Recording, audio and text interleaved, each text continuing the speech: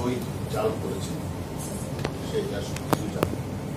আজকে তার ওয়াইফকে জিজ্ঞাসাবাদ করা হয়েছে, তার ওয়াইফ যেটা বললেন তার স্বামী যে এই ধরনের ন্যাক্কারজনক অপরাধ যে টর্চার ছেলে নিয়ে যেভাবে আমরা ছবি দেখিয়েছি এটা আসলে একজন অনাথ অসহায় বাক প্রতিবন্ধী মানসিক ভারসাম্যহীন মানুষগুলো যে এভাবে কেন মোটেও ঠিক নয়। তার বিচার মানে তার বিচার বলেছেন। আর ওটা তো বলা হলো যে আপনার স্বামীর অ্যাকাউন্টে তো এখনো 1,85,00,000 টাকা আছে এবং এই টাকাগুলি কোথা থেকে পেতেন। তখন উনি বললো যে আমাকে তার অ্যাকাউন্ট কোথায় আছে বা অ্যাকাউন্টের সাথে আমার ফাউন্ডেশন আছে সেটার সাথে আমাকে সম্পৃক্ত করে। আমি সরকারি চাকরি করি, সেটা মধ্যে আমাকে সম্পৃক্ত করে পারতাম। এবং সে এটাও তাকে বললাম এই যে কোনো রোগী ধরলেন, রোগী বললাম যে তারা বাক প্রতিবন্ধী, তারা বৃদ্ধ, তারা প্যারালাইজ, এই মানুষগুলি এখানে থাকে তাদের তো প্রায়শই ডাক্তারের প্রয়োজন হয়। সে যে কোথাও কোনোদিন ডাক্তারের কাছে কিছু না, সে সম্পর্কে আপনাদের একজন নার্স আপনাদের তাকে আমাকে বলতে পারবে। সে বলছে আমি তাকে বললেও তো সে আমার শুনতো না। এইভাবে আমরা নীলকণ্ঠ সমদ্দারকে আমরা জিজ্ঞাসাবাদ করছি। জিজ্ঞাসাবাদে আসলে ভয়াবহ লোমহর্ষক মানে সব ঘটনা বেরিয়ে আসছে।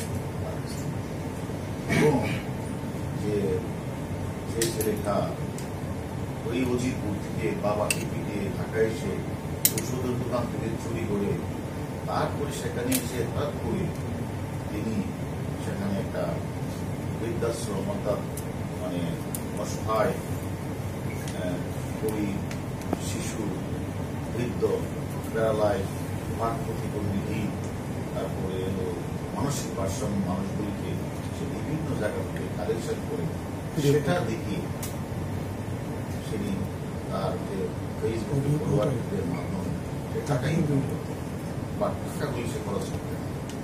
অন্যদিকে ওই গরিব অসহায় মানুষগুলি যে চিকিৎসার জন্য অনেক সময় অপারেশনের প্রয়োজন হতো, কত পছন্দ হয়েছে হাতেও, সে হাতও কেটে ফেলতো, আঙ্গুল কেটে ফেলতো, ব্লেড দিয়ে সে কেটে ফেলতো, এই যে রক্ত বের হতো এবং সে সেটা এবং এই যে ব্লেড ছুরি দিয়ে কাটা ছেঁড়া রোগীরা কষ্ট পেত, আর্তনাদ করত, এই মাদক মিল্টন বৈশ্বচিক আনন্দ এবং সে একরকম মানে সাইকোপ্যাথিক মানুষ, একটা মানুষ সে কিভাবে মানবতার বিরোধী হলেন আমাদের প্রতিগণ।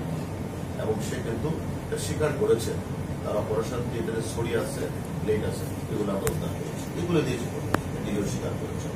এবং টর্চার ছেলে যে সে মানুষগুলিকে যে পিঠাতে সে তাদেরকে বানর অভিহিত করতেন এবং তাদেরকে পিটিয়ে সে নিস্তেজ করতেন। এইগুলি আসলে শুনতেও খারাপ লাগে যে নীলকণ্ঠ সমদ্দার তার এই যে বিভিন্ন জায়গা থেকে কোটি কোটি টাকা সংগ্রহ করে আত্মমানবতার পথাযুদ্ধ সেবার নামে উনি টাকাগুলি আত্মসাৎ করেছেন আর ওই রোগীগুলিকে দেখিয়ে টাকা ইনকাম করেছেন।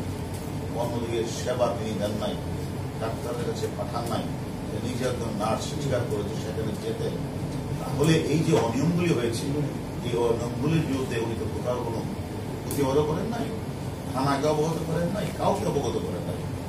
আমি তো মনে করি প্রাথমিক তাকে জিজ্ঞাসাবাদে আমার কাছে মনে হয়েছে তার জামাইয়ের হাজবেন্ড তো তাই তার হাজবেন্ড যে কাজগুলি করেছে সেখান থেকে উনি দায় এড়াতে পারেন না।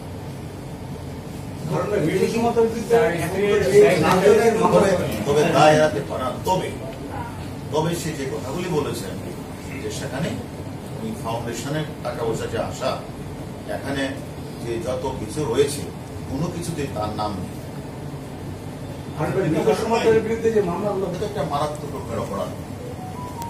এখানে সে মানুষগুলি মারা গেলে সে মানুষগুলি জানাজা হলো না, রাতের অন্ধকারে কবর দেওয়া হলো, আত্মীয় স্বজনকে জানানো হলো না, মিথ্যাভাবে তারা ডেথ সার্টিফিকেট সে নিজেই শীর্ষাপতি বানালেন এবং বানিয়ে এগুলি রেকর্ডে রাখলেন না, তার আত্মীয় স্বজনকে জানালেন না। তাহলে এই লাশগুলি যে কি করলেন আসলে কিন্তু আপন করলেন কিনা সেটা আমাদের তদন্তে আসে। আপনি এর সাথে কি বলবেন?